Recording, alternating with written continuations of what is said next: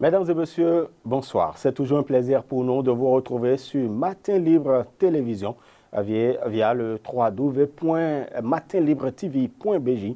Merci pour votre fidélité toujours renouvelée. Aujourd'hui encore, nous allons pouvoir écouter un autre acteur du Landeno politique du Bénin. Nous allons toujours continuer par décrypter cette cérémonie d'investiture qui a lieu à Parakou, vous le savez, le 4 octobre dernier. Romuald Wadagni et puis Mariam Chabi Talata Zimé ont été donc investis à Parakou pour porter les couleurs de la mouvance présidentielle pour la présidentielle du 12 avril 2026. Que retenir du discours tenu par le porte-étendard de la majorité présidentielle? Quels sont les enjeux liés aux élections générales, surtout avec le démarrage du dépôt des dossiers de candidature, vous le savez, du 10 au 14 octobre 2025, la Commission électorale nationale autonome ouvre ses portes pour le dépôt des dossiers de candidature. Cela a démarré donc ce vendredi. Quels sont les défis à relever par les différents partis politiques? On parlera de tout ceci avec notre invité d'aujourd'hui, un digne fils du Bénin. Il a non jusqu'à Vion. Il est donc leader politique de l'Union progressiste Le Renouveau. Et il se revendique, bien évidemment, de la 6e circonscription électorale, précisément de l'arrondissement de Godomain. Jusqu'à Avignon, bonsoir. Bonsoir, monsieur le journaliste. Merci pour la disponibilité. C'est moi. Voilà. Très heureux d'être invité dans vos locaux. Voilà, merci. En tout cas, le plaisir est partagé par ici. Quel est le regard que vous portez essentiellement sur le climat sociopolitique actuel au Bénin? Donc, je vous remercie. Aussi, en l'entame, je voulais vous souligner que c'est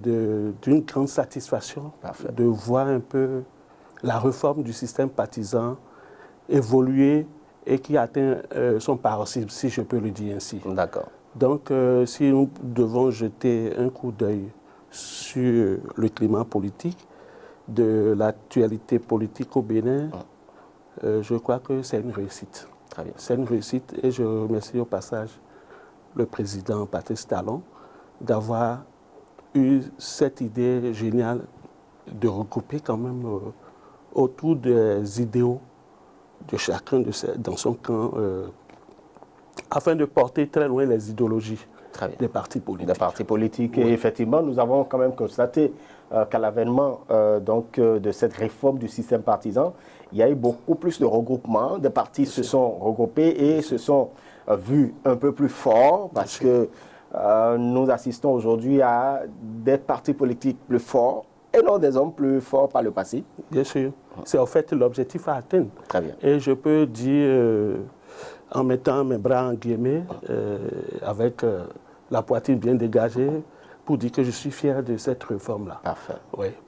Aujourd'hui, nous voyons que les partis traditionnels sont en phase, disons, ont complètement disparu au profit de ces grands regroupements. Très bien. Je crois que c'est donc en ça que nous pouvons avoir des partis forts et non des hommes forts. Tout à fait. Et justement, parmi ces partis politiques les plus grands de la mouvance présidentielle, ces partis ont désigné Romuald Wadagni le 31 août, qu'il vous souvienne. Romuald Wadagni a été désigné donc, par ses plus grandes formations politiques de la mouvance présidentielle. Et puis, en connivence avec les deux autres, c'est-à-dire Moël Bénin et puis Renaissance nationale, ces quatre partis politiques ont investi Romuald Wadagni à Parakou. Déjà, quelle lecture faites-vous globalement de cette cérémonie d'investiture? Merci, monsieur le journaliste. Je peux dire que cette cérémonie d'investiture est légitime. Est légitime puisque c'est toujours dans la ligne droite du processus qui conduit les grandes formations politiques à la désignation de leurs candidats aux élections présidentielles. Parce que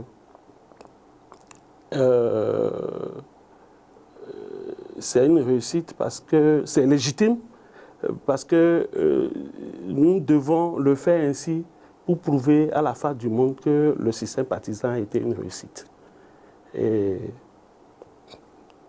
nous sommes fiers, toujours fiers, parce que vous m'excusez que je répète toujours ce mot, parce que ça fait partie de notre héritage politique le président Patrice Talon est en train de vouloir nous laisser.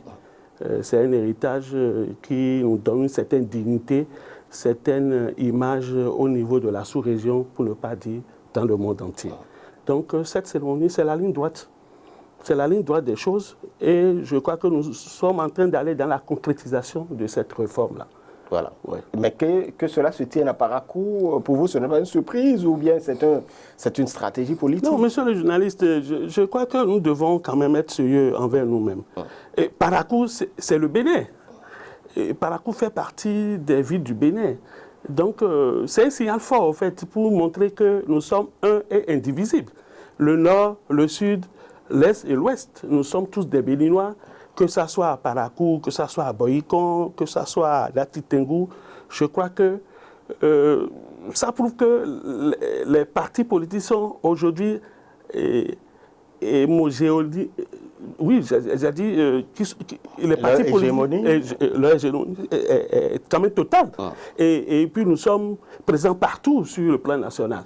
Donc ce n'est pas un parti qui se veut, j'ai dit, fort dans une ville et faible dans l'autre. Donc nous sommes présents partout. Donc le choix ne m'a pas surpris. Hein. Je crois que ça c'est même bien, parce que ça a donné toujours un signal fort pour montrer que la réussite de ce système partisan est quand même d'actualité et que c'est une très bonne chose parce que vous avez constaté avec moi que ça a été une réussite totale aussi à Parakou. Eh ben, pour certains de vos adversaires, ils y trouvent quelques couacs quand on sait qu'il n'y a pas eu... En fait, selon eux, au regard des informations ou de ce qu'ils ont vu, peut-être dans les médias, ils se disaient qu'il devrait y avoir grand monde. Mais ce que nous avons eu, selon eux, ce n'était pas une forte mobilisation. Bon, est-ce que c'est la forte mobilisation qui fait la chose? Je ne crois pas, puisqu'il y a toute une organisation autour de cette cérémonie d'investiture. C'est vrai, moi, je n'étais pas présent. Je crois que j'ai suivi avec intérêt la cérémonie. Ce n'est pas le monde, puisque dans l'organisation, il y a quand même des invités. Il y a, pour raison de sécurité, pour raison de réussite, il ne faut pas appeler un monde à la chose. Ce n'est que les gens, comment dirais-je... en tout cas, des personnalités triées à la volée. Merci beaucoup, qui doivent être présents, parce que, vous savez, il faut voir aussi la contenance du stade, tout ça là, il faut tenir compte. Bon, moi, je n'étais pas dans l'organisation, mais je crois bien que ce que certaines personnes trouvent que ce n'est pas une réussite ne serait pas quand même un argument solide, hein, parce que c'est une organisation, c'est une investiture. Donc,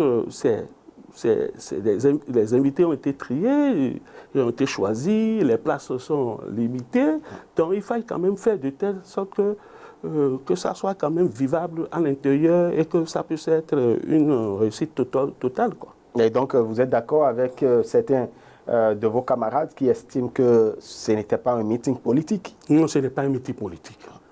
Ce n'est pas un meeting. Je vous ai dit tout à l'heure que, au fait, c'est un processus et qui rentre dans le cadre de la réussite du système partisan. Donc, pour cette cérémonie aussi, ce n'est pas le monde qui est invité. Vous voyez, ce n'est pas le monde qui est invité, mais c'est les sommités, les responsables à divers niveaux et de tous les partis politiques, bien sûr. Parce que si on doit vouloir, c'est-à-dire convier tout le monde à cette cérémonie, je ne sais pas ce que ça va donner. Très bien. Et donc, il faut limiter... Il faut quand même limiter les choses pour que ça soit...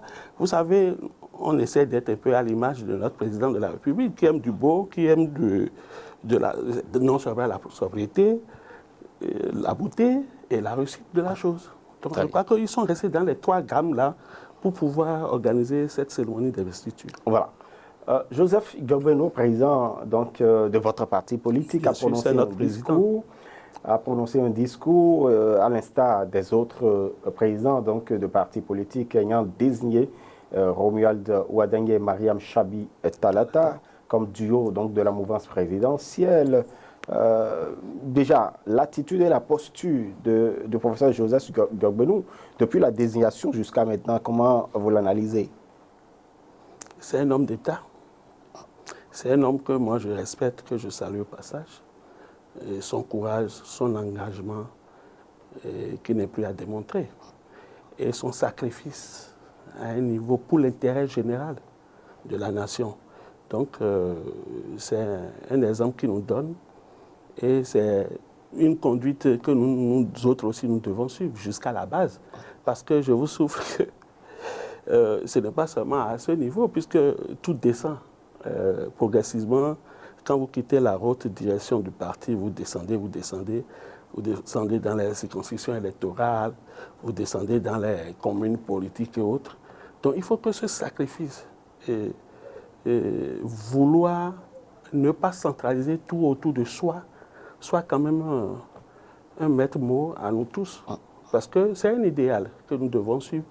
Et il nous a donné une très bonne leçon que nous devons, nous autres, quand je dis nous les acteurs politiques, à divers niveaux, nous devons quand même le copier pour la réussite de la chose. Parce que quand ça se dit en tout lieu, en tout temps, moi, je crois que les choses ne vont pas évoluer. Voilà. Très bien. Et donc, c'est un sacrifice qui a été consenti par l'homme et cela traduit un certain engagement pour vous. Bien sûr. Véritablement. On en vient maintenant quand même au discours du candidat de votre propre étendard, Robert Douadagné. Il a prononcé un discours et puis vous avez suivi quels sont justement peut-être ces parties de son discours qui vous ont vraiment intéressé ou qu'est-ce que vous en retenez, vous, jusqu'à Avignon? Pour son discours, non seulement nous avons la chance que c'est, excusez-moi, oui, que ce soit la jeunesse qui est plébiscitée pour ce choix qui a été fait par les partis politiques de la mouvance présidentielle. Donc je peux dire que son discours est axé sur non seulement 3 volets, je l'avais dit tantôt dans l'un de vos interviews, qu'il y a la gratitude dans son discours, la reconnaissance dans son discours et un grand défi qui a été lancé à la jeunesse tout entière du Bénin. Donc je crois que c'est sur ces 3 volets-là que moi j'ai retenu grand chose de son discours. Et quand vous parlez de gratitude, quand il a exprimé la gratitude, de quoi s'agit-il concrètement ou quelle est justement la teneur pour vous qui êtes acteur politique soutenant quand même l'homme? Oui, le candidat de la majorité présidentielle a tenu un discours.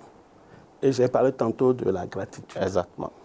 Donc, si je veux être bien clair, la gratitude était envers les présidents des partis politiques qui ont porté le choix sur sa modeste personne. Exact. Et en deuxième lieu, la gratitude est allée vers le président de la République qui a eu confiance en lui, en le mettant dans son gouvernement, qui a fait de lui un ministre d'État. Ce n'est que tout ça qui a porté une certaine visibilité sur sa personne, puisque étant dans le gouvernement, ça lui a permis quand même de faire ses preuves, de montrer de quoi il est capable et de voir un peu ses potentialités dans plusieurs domaines.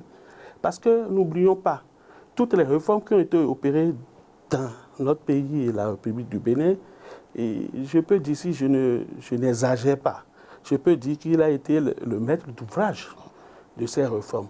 Donc, vu tout ça, et le niveau auquel le pays, le Bénin est actuellement, je crois qu'on lui doit en partie cela.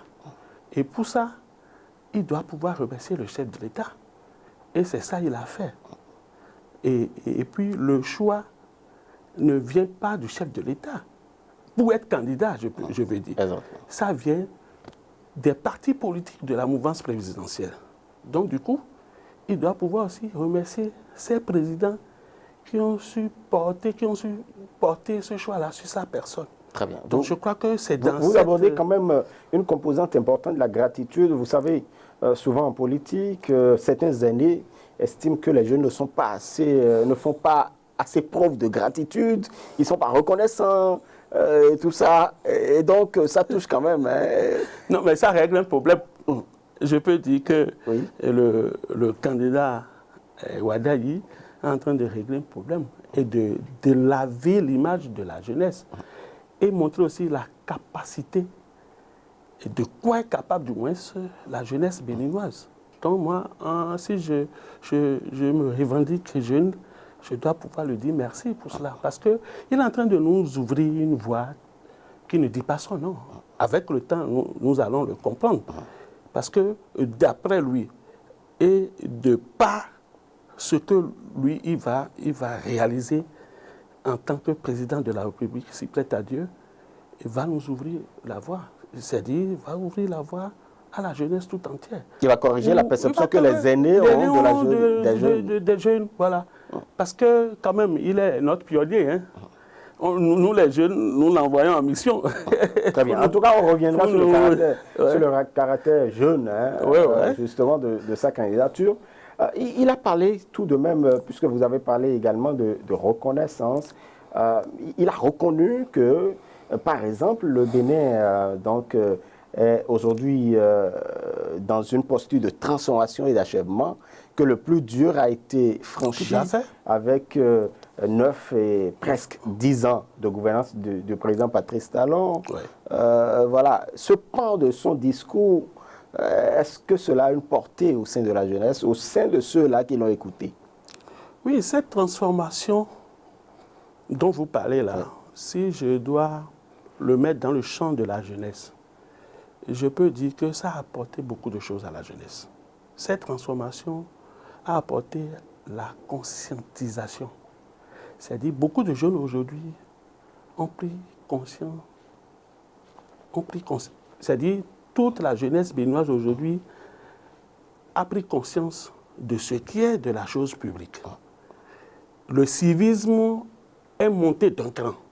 Ce qui fait que aujourd'hui, nous pouvons dire que la jeunesse est prête pour prendre la relève. Vous voyez? Donc, la transformation là a été salutaire pour nous.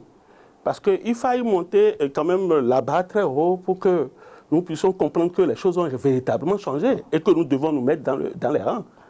Et tout le monde a compris. D'ailleurs, dans tous les secteurs, si vous pouvez regarder autour de vous, vous devez déjà comprendre que beaucoup de choses ont changé. Surtout sur ce qui est du comportement de la jeunesse et sur ce qui est de la prise de conscience de la jeunesse dans la société, dans tous les domaines. Donc, cette transformation-là est positive.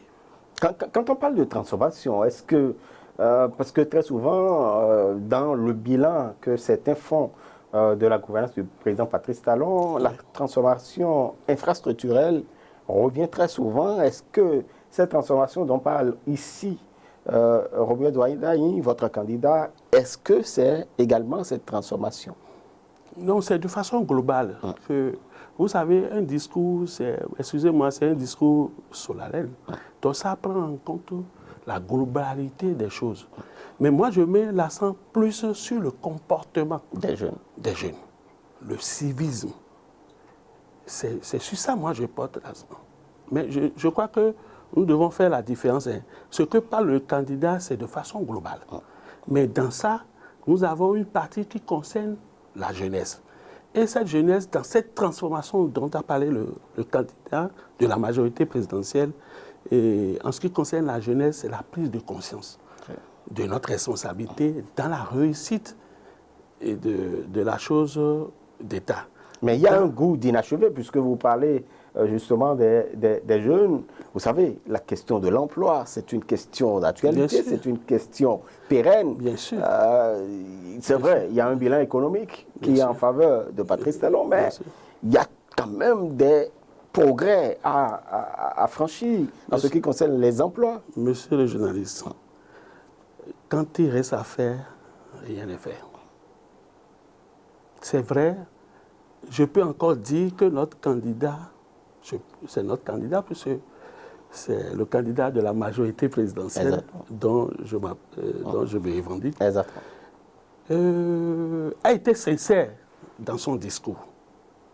Puisque c'est un pan qui reviendra parce que lui-même, il est jeune. L'emploi de la jeunesse. Et je vous ai dit tantôt que tant qu'il reste à faire, rien n'est fait. Il est conscient, il a été sincère. Il y a eu beaucoup de transformations, il y a eu beaucoup de changements, il y a eu beaucoup de développement dans tous les secteurs. Mais lui-même, il est conscient que, d'abord, je peux dire que la précarité ambiante de l'emploi, de la jeunesse, était ambiante dans le temps. Depuis 2016. Mais jusqu'à aujourd'hui, beaucoup de choses ont été faites. Beaucoup d'emplois ont été créés. Mais il reste toujours à faire. Et du moment où lui, il appartient à la jeunesse, il est jeune, c'est normal qu'il puisse prendre ça comme un défi. Puisqu'il aura de comptes à rendre à la jeunesse. Et du moment où il est conscient que tout n'est pas encore parfait dans ce domaine, il en fait maintenant un défi dans son discours. Très bien. Donc, je peux que louer cette sincérité des choses. Quand on sait qu'on n'a pas pu tout faire, il faut quand même pouvoir le dire à la face du monde qu'on n'a pas pu tout faire. Voilà tel domaine, tel domaine, mais plus précisément tel domaine, voilà, il en fait un cheval de bataille pour la jeunesse. Voilà. Donc, c'est une sincérité à louer. Très bien. Et donc, ce qui est attendu, ce sont des actions. Enfin, s'il arrive à pouvoir passer le cap pour être élu, il va justement. arriver. Soyons positifs. C'est vous, hein? Vous oui, c'est mon candidat. Je dois y travailler parce que moi, c'est vrai qu'on n'est pas encore en campagne, mais je peux déjà dire que je fais déjà campagne. Il faut, ce n'est pas encore l'heure de la campagne, vous le savez. Jusqu'à Vion, en tout cas, on reviendra. Quand il s'agira de pouvoir parler de votre candidat plus amplement. Parce que vous êtes jeune, s'il vous plaît, je vous le rappelle. Moi, je suis pas acteur politique. Voilà, très bien. Il a quand même fait un clin d'œil sur le dialogue continu, maintenir quand même le dialogue, parce qu'il a évoqué l'unité nationale. Vous savez, certains de vos adversaires ont toujours dit que ce sont ceux qui sont au pouvoir aujourd'hui, dont Romuald Wardani, qui ont participé à la fracture sociale dans notre pays. Aujourd'hui, il parle de l'unité nationale. Est-ce que ce n'est pas un contraste? Ce n'est pas un contraste. C'est la ligne droite des choses.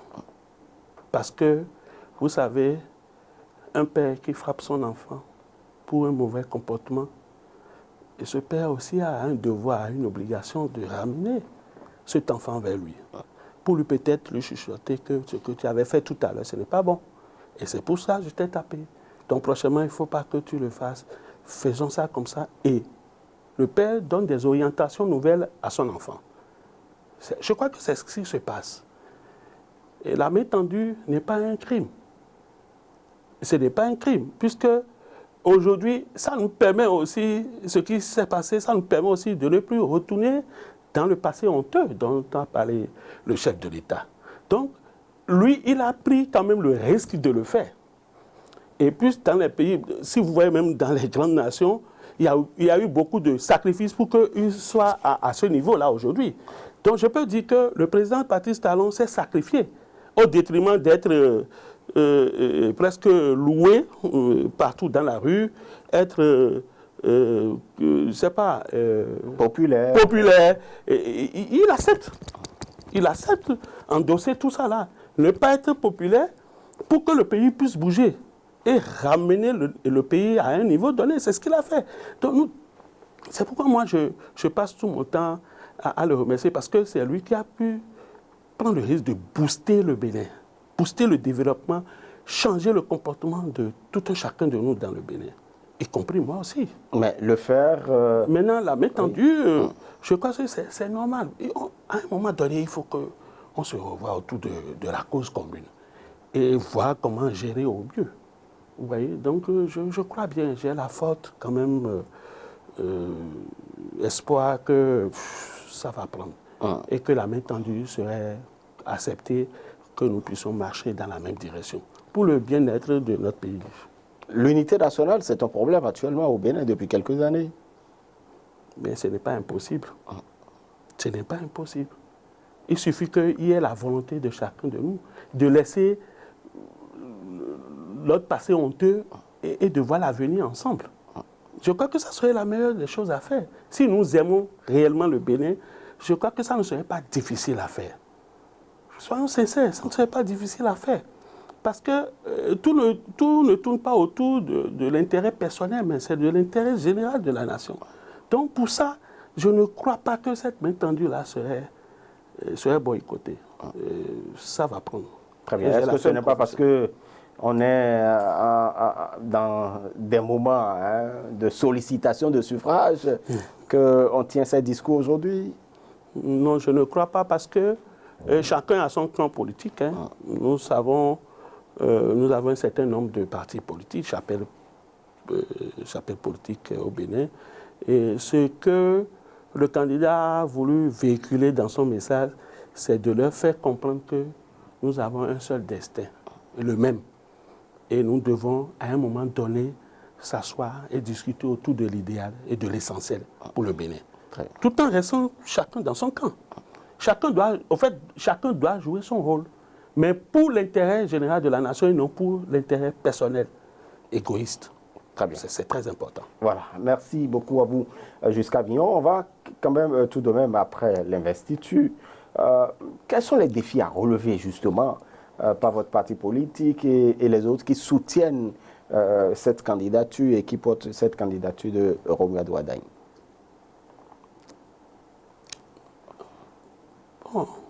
Ce qui ne m'étonne pas dans tout ça, c'est que nous avons notre feuille de route.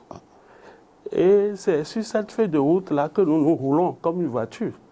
Et votre question, c'est vrai qu'elle est légitime, mais je trouve que cette question serait à nos vis-à-vis, parce que nous autres, le plan d'action est là, tout est bien défini. Je crois que nous, on roule normalement sans difficulté.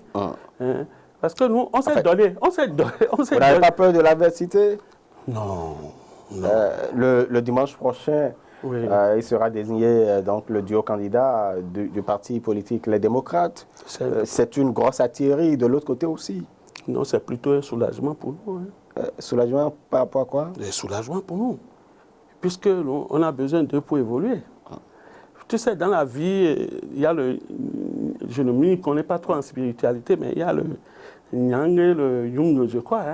Et tout va de pair. Et c'est tout ça là qui constitue quand même la vie. Donc, pour que nous puissions vivre correctement, rouler, comme je te l'ai dit, normalement sur la voie, il faut que le feu rouge arrive. C'est des feux rouges, on va s'arrêter, on va respecter le feu rouge pour la minute. C'est le temps de discuter, d'être pertinent dans ce que nous projetons. Et ce qui est sûr, plaise au ciel, ça serait toujours vert après, et puis on va continuer. Oui, donc c'est un grand soulagement. Donc j'attends avec plaisir ce qui va se passer demain. Et ça prouve que le système partisan a réussi. Oui, ça prouve que le système partisan a réussi. Donc c'est un soulagement. Il y a quand même certains de vos... Pour ce qui va se passer demain, oui. Pour moi, Villon jusqu'à quel politique que je suis, c'est un soulagement. Il y a quand même certains de vos camarades qui demandent même, certains, même qui sont des personnalités de ce pays, qui demandent à l'opposition de ne pas choisir, qui ont presque supplié le président du parti Les Démocrates de renoncer à désigner un candidat. Bon, vous savez, nous n'allons pas rentrer dans certaines considérations. Parce que, vous savez, il y a une logique générale que tout le monde doit suivre. C'est que le système partisan a obligé les partis politiques traditionnels à se regrouper autour d'une idéologie pour conduire le destin, non seulement de ce parti politique, et si possible de conduire le destin du pays. Et je crois que tout le monde se conforme à la chose aujourd'hui. Et ça serait toujours heureux que chacun, dans son camp, puisse dégager quand même, comment dirais-je, un candidat pour que nous ayons aux élections. Le général Mathieu Kékou l'a toujours dit. Normalement, nous devons faire des élections présidentielles, toutes les élections d'ailleurs, une fête. puisque nous sommes tous des Béninois. Nous sommes tous du même pays, donc je crois que nous avons intérêt à ce que même les amis en face aient leur candidat pour que le système puisse marcher. Très bien. Maintenant, si certaines personnes, peut-être que vous ne les avez pas compris, parce que peut-être ça dépend dans quel contexte ils le disent. Peut-être qu'ils ont constaté certaines difficultés à leur niveau. Et si, bon, puisque la difficulté est tellement grande que ils se disent, bon, autant laisser que de chercher forcément à choisir un candidat. Je crois que les contextes sont différents.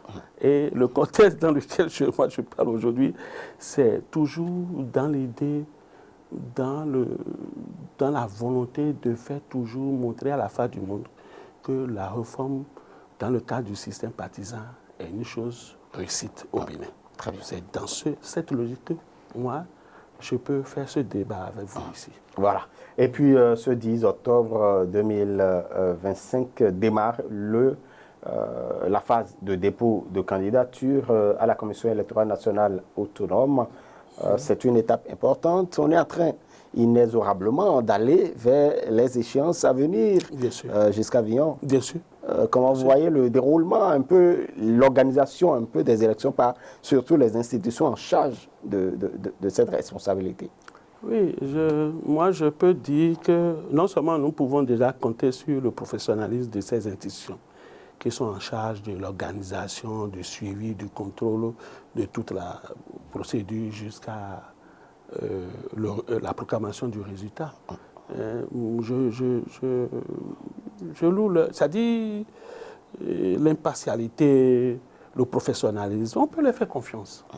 Je crois que... Bon, c'est plus facile. Et puis, il y a un calendrier qui a été établi. Exactement. Et je peux dire que jusqu'à aujourd'hui, toutes les étapes sont respectées. Hein, et le calendrier établi est en train d'être exécuté à la lettre. Donc, vous voyez un peu, vous ne voyez pas un peu un certain professionnalisme dans la chose? Et que pensez-vous, que dire à ces Béninois surtout qui sont méfiants un peu des institutions comme la Cour constitutionnelle, comme la Sénat, comme un certain nombre d'institutions où on pense que ces institutions sont au service donc, de l'exécutif, surtout dans ces différentes périodes? Moi, je peux dire qu'ils sont en train de faire fausse route parce que, quand même, il y a quand même un passé récent. Hein. Le chef de l'État, en 2016, je crois, en venant au pouvoir, est venu de quelque part. Et il y avait quand même un président de la République. Et c'est le président de la République en exercice qui avait nommé ces présidents des institutions dont on parle aujourd'hui. Mais ça n'a pas empêché de gagner les élections. Donc, on doit pouvoir quand même faire confiance à nos institutions. Parce que les hommes qui ont été nommés, quand même, ne balayons pas du revers de la main leurs compétences, non seulement leurs valeurs intrinsèques et intellectuelles qui sont. Et ceux-là aussi ont fait leurs preuves d'une manière ou d'une autre dans leur parcours au Bénin. C'est des Béninois, ce n'est pas des Togolais qui sont nommés là. Et tous on les connaît. Donc aujourd'hui, on ne peut pas dire parce que c'est le président Patrice Talon qui les a nommés, qui fait qu'on doit douter de leur probité, de leur crédibilité, de leur sérieux dans le travail qu'ils font. Donc, si nous prenons l'exemple, tout de suite sur ce qui s'est passé en 2016, je crois qu'on doit pouvoir faire confiance toujours à ceux qui sont là actuellement pour 2026. Très bien. Donc je les appelle à avoir quand même confiance en eux et je crois que tout va bien se passer. Très bien. Et quels sont les bons comportements observés par les populations, surtout en période électorale ou en ces périodes de grande émotion ou de grande passion? Oui. Non, j'avais dit tantôt que on doit faire de ces élections générales une fête. La cohabitation, l'amitié, la famille. Je crois que on doit quand même développer certains comportements pour que tout se déroule dans la paix, dans la quiétude. et puis que le meilleur gagne. Très bien. Parce que c'est l'essentiel. Et c'est de bons combats. Même en temps de campagne, je crois que même de façon amicale, on peut même se taquiner sur la voie. Ce n'est pas de l'agressivité, ce n'est pas de la nervosité qui va faire la chose. Dans le calme, nous pouvons y arriver, je crois. J'appelle quand même au bon sens de tous les citoyens béninois, la population, que nous n'avons qu'un seul pays et que nous devons rester toujours dans la posture de sauvegarder la paix pour que le Bénin soit toujours vivable pour nous, parce qu'on n'a qu'un seul pays. Voilà. En tout cas, l'un des défis pour les partis politiques, c'est également le positionnement des candidats pour les élections communales, municipales et législatives. Ouais. C'est vrai que, bon, pour la présidentielle, au niveau de la mouvance présidentielle, vous avez déjà votre duo, c'est déjà donc opérationnel, on sait. Ouais. Mais en ce qui concerne les communales, les municipales et les législatives, c'est une grosse crainte pour certains, quand on sait que le positionnement, dernièrement, même dans votre circonscription électorale, il y a eu mise en place d'un certain nombre de mécanismes, de dispositifs. Le défi, le positionnement des candidats, comment vous le trouvez? Je ne suis pas dans les secrets des choses. Exactement. Et on fait confiance à nos dirigeants, et surtout à la haute direction du parti, qu'un bon travail serait fait autour de cette question-là. Et on a confiance. L'essentiel serait fait pour que tout le monde, autant que nous sommes, surtout la population à la base, se retrouve dans le choix qui serait opéré. Parce que c'est effectivement c'est à ce niveau qu'il y a un plus grand défi à relever par nos différents partis politiques, surtout de la mouvance présidentielle, parce qu'il faut que nous soyons à la hauteur des intérêts personnels. D'abord, je vous ai dit tantôt que le président de l'autre parti politique a donné quand même un signal fort de ce comportement-là à adopter. Et je crois que tout le monde va rentrer dans les rangs pour que, autour de cette question de choix, de faire la liste, tout ça là ne nous éclabousse. Et j'ai confiance, et ça serait fait. Et vous pouvez nous faire confiance. D'accord. En tout cas, j'espère que vous faites confiance, vous, acteurs politiques. Ouais. Très souvent, on sait que les acteurs politiques sont suspicieux, hein, parfois, mais vous gardez de l'optimisme tout de même. Oui, parce que moi, je ne sais pas si c'est moi, Vion Giscard, qui est comme ça, parce qu'en toute chose, il faut se regarder dans le miroir.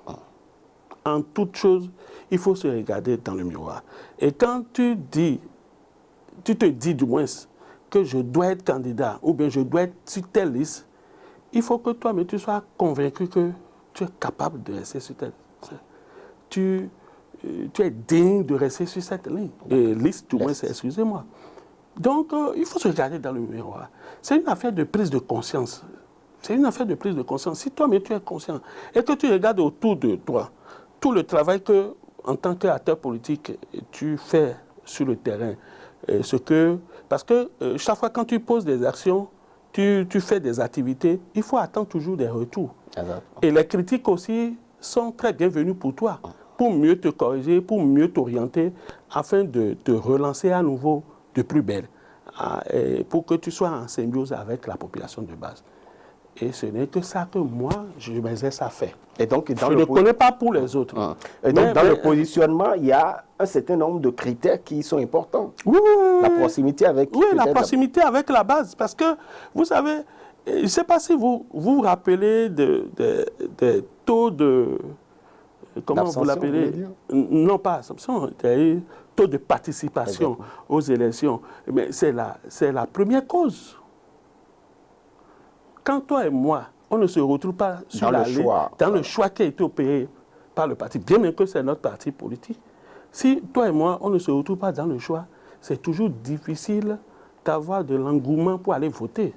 Mais malheureusement pour nous, nous ne pouvons pas toucher toutes ces couches-là, ce jour-là, pour les faire sortir. Vous voyez?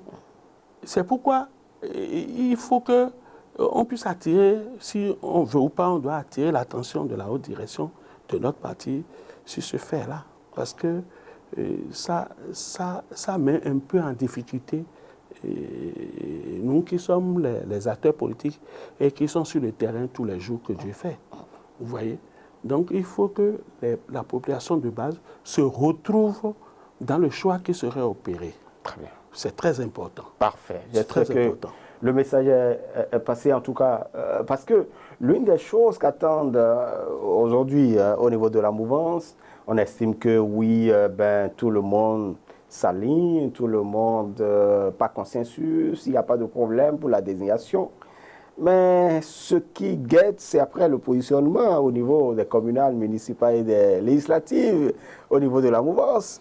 Bon, certains observateurs estiment que pouvoir connaître justement cette soudure ou cette ambiance de bon enfant qui règne actuellement dans la mouvance, il faut attendre le positionnement après la publication des listes de candidatures pour les autres élections. Je suis en train de comprendre que vous faites allusion à des frustrations qui peuvent être nées après la publication des listes. Non, c'est ce que je vous ai dit en entame. Nous, en ce qui me concerne, et je crois bien que c'est le cas pour tous les acteurs politiques de la 6e circonscription électorale. Nous avons déjà le sens du sacrifice pour l'intérêt général du parti, pour l'intérêt général du pays. Donc, quand le choix sera opéré, je ne crois pas, je doute fort. Je doute fort que ce dont vous faites allusion là arrivera dans la 6e circonscription électorale. D'accord. C'est pourquoi, et pour avoir plus de, je ne sais pas comment l'exprimer, plus de... Pour qu'il n'y ait pas d'expression de frustration. De frustration, c'est-à-dire la haute direction du parti doit faire l'effort de quand même positionner ceux qui répondent à l'aspiration de la base. Là, on aura moins de contentieux à gérer. On aura moins de frustration à gérer. Ce qui va nous permettre de rester solide, de rester compact pour aller booster très loin nos résultats pour que nos différentes listes-là puissent passer à 100%. Très bien. Parce qu'il est permis de rêver. Hein. Tout à fait. Ou bien. Tout à fait. Voilà. Et vous avez, puisque vous êtes là, certainement, vous ne pouvez que prêcher pour votre paroisse. Voilà. Bon, avant de vous laisser partir jusqu'à Vignon, comment se porte la 6e circonscription électorale? Oh, la 6e circonscription électorale. Bon, si je n'exagère pas, elle se porte très bien. Elle se porte très bien parce que nous sommes... Ce n'est pas aujourd'hui qu'on est ensemble. En fait, c'est notre force dans la 6e. Ce n'est pas aujourd'hui qu'on se connaît. Sinon, si vous me laissez tout de suite ici, vous allez vers un acteur politique dans la 6e, vous dites, ben, qui est Vignon Giscard? Il doit pouvoir quand même vous dire, ah oui, je le connais. Ah, je l'ai vu tant. Ah, on a fait telle chose ensemble, tu vois. Donc, c'est ça notre force aujourd'hui. On se connaît tous, on fait beaucoup de choses ensemble et il y a une certaine symbiose. Donc, nous nous portons très bien. Je porte ça à votre attention. Voilà. Et donc, les acteurs politiques... on est tout le temps ensemble. C'est vrai que... il y a de petites guerres. Ça ne manque pas. Ça ne manque pas. Nous sommes des humains et c'est le sang qui coule dans nos veines. Donc, mais ça ne touche pas la cohésion. Et ça ne touche pas la cohésion. Ou bien même quand il y a des problèmes, vous gérez de façon soudine. Oui, on essaie de gérer ça. Et puis mieux, je vais vous souffler quelque chose. On fait tout possible pour que même la haute direction de notre parti ne soit pas informée parce que ça fait honte à nous. Parce que nous sommes quand même, après tout, des responsables. Donc si déjà entre nous, on n'essaie pas de gérer, on n'essaie pas de liquider les contentieux, les incompréhensions, et que c'est toujours la haute direction du parti qui doit venir arbitrer, qui doit venir nous discipliner, ça ne serait plus bien. Ça veut dire que nous sommes des indisciplinés.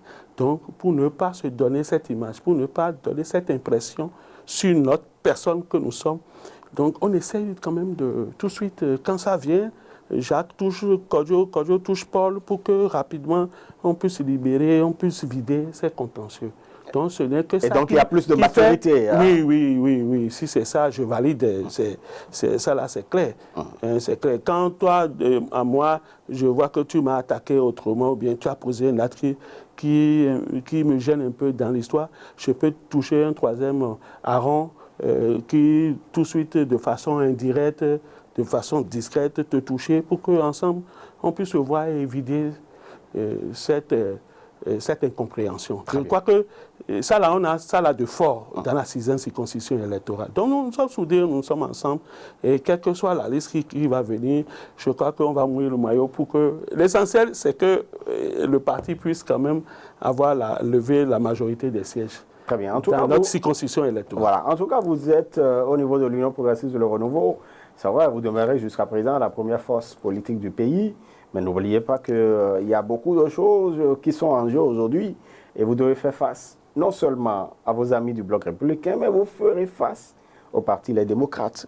Ah oui, donc j'espère que votre consolidation fera quelque chose et le positionnement aussi, parce que c'est un défi à relever. Les démocrates, le parti FCBE également, et bien d'autres, dans votre circonscription. Électorale, bien sûr, parce que parce qu'il y a bien d'attentes qui ne sont pas comblées dans la circonscription. Bien sûr. Donc, en fait, je crois que c'est de bonne guerre, hein, et ça serait... Bon, on va vous étonner. Ça ne serait que une fête dans la 6e. D'accord. Oui, je sais qu'il y aura... Bon, on attend toujours. Demain, après-demain, je crois que les FCBE vont entrer en ligne oui, c'est pour le 19, l'investiture. Voilà, il y a les partis, les démocrates aussi. Donc ça fera des forces à challenger. Au fait, ce n'est que dans cette concurrence, dans cette pas adversité, mais ce contraste dont vous avez parlé là, qui va faire sortir le meilleur de nous-mêmes. D'accord. Parce que il ne faudrait pas que nous disions que c'est aussi facile de passer. Il faut un bon travail sur le terrain, de très bonnes stratégies, et comment maîtriser le terrain, contourner, comment convaincre, tout ça là. Bon, c'est-à-dire, si on a l'absence de ces forces-là, les gens ne peuvent pas évaluer notre compétence, ne peuvent pas évaluer notre force, notre emprise dans la 6e circonscription électorale. Donc, la présence de ces forces-là ne fait que nous renforcer aussi, et nous appeler à redoubler d'efforts pour que ceux-là ne viennent pas perturber déjà le travail que vous faites qui a été déjà fait sur le terrain. Parfait, très bien. Merci beaucoup à vous, Giscard Villon. C'est moi. Nous sommes au terme donc de nos discussions. Quel est votre mot de fin? Mon mot de fin... Ne soyez pas surpris par mon mot de fin. Moi, je laisse toutes ces considérations politiques, mais moi, je vois plus loin. D'accord. Je vois plus loin. Je suis plus que conscient. Et je souhaite que la technocracité et la conscientisation des jeunes puissent se rimer pour porter très loin notre pays. Parce que si on ne veut ou pas, c'est la jeunesse qui sera au contrôle à partir de 2026. Donc, c'est mon mot de fin. Très bien. Je vous remercie. Merci beaucoup à vous plutôt. Giscard Villon, leader politique de l'Union progressiste Le Renouveau. Vous êtes de la commune d'Abomey-Calavi, précisément dans l'arrondissement de Godomé. Mesdames et messieurs, c'est la fin de nos échanges avec notre invité d'aujourd'hui sur votre émission Matin Libre Politique. On va se retrouver très incessamment pour d'autres analyses et d'autres thématiques à aborder avec notre invité ou nos invités. D'ici là, portez-vous bien, agréable suite à chacun et à tous. À bientôt.